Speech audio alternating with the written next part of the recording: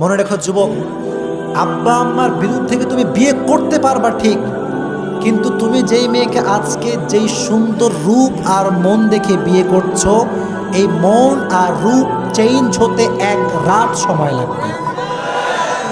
এক রাতে সব চেঞ্জ হয়ে যাবে। আমি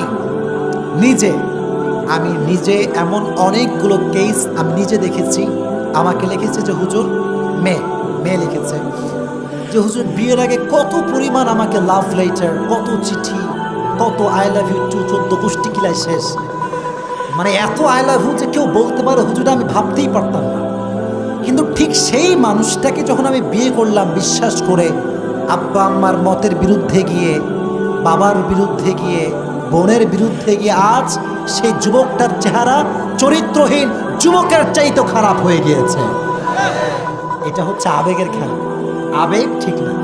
যারা এই প্রশ্ন দিয়েছো তোমাদেরকে আমি বলবো, ডোন্ট বি ফ্রাস্ট্রেটেড, হতাশ হবা না। আব্বা আম্মাকে কনভিন্স করার ট্রাই করো।